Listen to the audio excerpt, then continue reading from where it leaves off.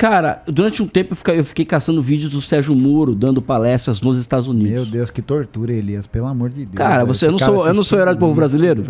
Pô, mas vou te falar, Gustavo, eu acho que você tá muito enganado nisso aí que você acabou de falar, com todo respeito. Claro. Porque, cara, eu acredito que pra fazer uma crítica, é importante que você esteja por dentro do que tá rolando. Pô, por exemplo, senão você vai me julgar também por seguir Lula, Bolsonaro, não sei quem, do caralho. Deixa eu falar, eu quero saber tudo que tá rolando. Pra mim é importante ter o acesso a esse material que tá sendo produzido, ruim de assistir, só isso. Essa é a questão. Deixa eu advogar em favor do meu camarada, que é o seguinte, ele é um jovem brilhante, com 29 anos de idade. 29? Então, 29. Quando ele chegar aos 47 como eu, ele vai fazer tudo isso que eu tô falando. Então, você não aponta o dedo na minha cara, que lá daqui, quando chegar a 47, que isso, cara, você vai estar falando ao vivo, né? Não, você vai estar fazendo isso, porque a vida vai te colocar diante disso. Cara, tem uma palestra do Sérgio Moro nos Estados Unidos, em cima do que André Roncalha falou. Ele se achando, né? Achando que as pessoas estão levando ele a sério, inclusive. Ele falando assim para um monte de industriais ligados ao petróleo, gasolina, etc e tal, contra a corrupção. Ele falando para a maior concentração de corruptos por metro quadrado do mundo contra a corrupção, o Sérgio Moro. Né? E ele fala. E ele dá um exemplo do seguinte, dos governos do PT.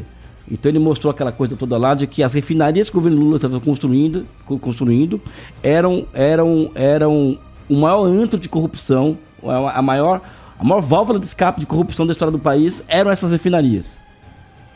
Né? Sabe o que acontece quando ele fala isso? No minuto seguinte, o auditório inteiro se levanta e bate palma. Aí o Elias vai atrás dos dados, claro, porque me ensinaram para ir atrás dos dados. Eu fui ver a capacidade ociosa da indústria americana de gasolina naquela época. Era X%.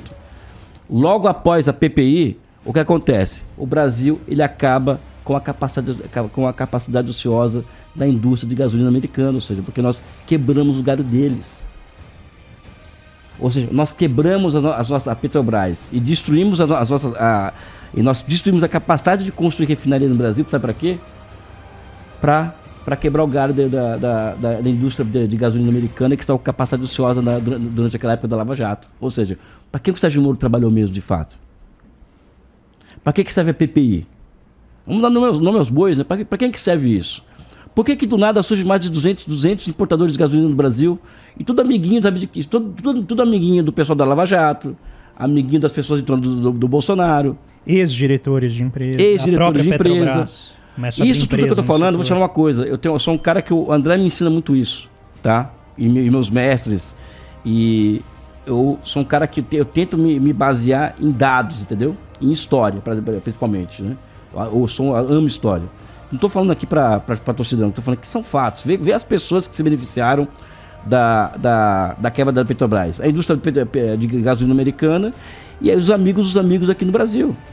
Entendeu? Mas enfim, eu só queria trazer esse dado para vocês. É só a gente...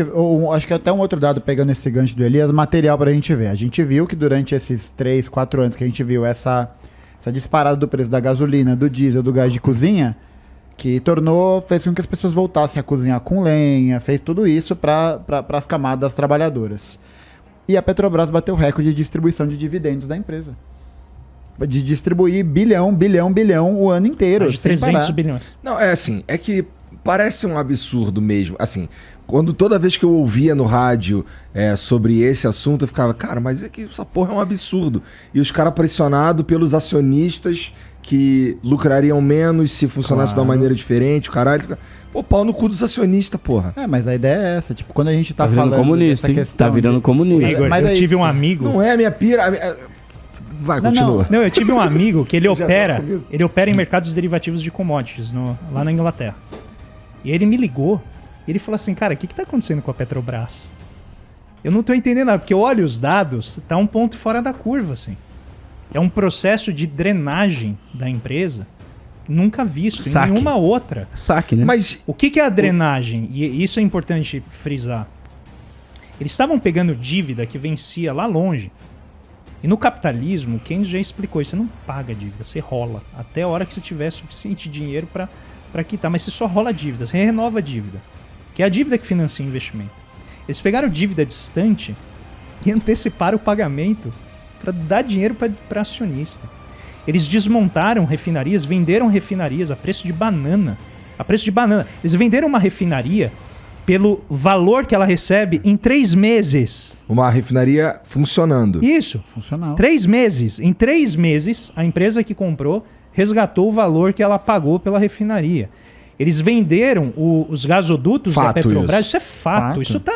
Isso tá em tipo nível de imprensa infomani. Não tô falando né, de imprensa que é de esquerda, nem nada. Tô falando pegando dados de mercado financeiro. Quando você pega Eu o lembro gasoduto... de comentar sobre isso com o Bolsonaro, inclusive. É verdade. O gasoduto, que teve um gasoduto que a Petrobras vendeu por um preço assim, que no espaço de 2, 3 anos a Petrobras devolveria o dinheiro que ela ganhou na venda porque ela tinha que alugar o gasoduto. Ou seja, a gente está falando de um processo que é um roubo, só que não é um roubo dentro da lei. E aqui que vem o jogo... Quem ganha com essa porra, André? Os acionistas, que são alguns brasileiros, mas muitos fundos de investimento estrangeiros, dentre eles o maior polvo financeiro que existe no mundo, com seus tentáculos mundo afora, que é o BlackRock, que é um dos maiores fundos de investimento que existem. E esse BlackRock, ele tem dinheiro em todo lugar, tem dinheiro na Eletrobras também. Ele tem dinheiro e ele vai comprando ações dessas empresas e vai avançando o seu poder. Só que aí vem um problema. Porque, e talvez essa seja a diferença quando a gente está discutindo bens como petróleo, eletricidade, quando a gente está falando, por exemplo, de pobreza. A gente está falando de coisas que não são rentáveis necessariamente.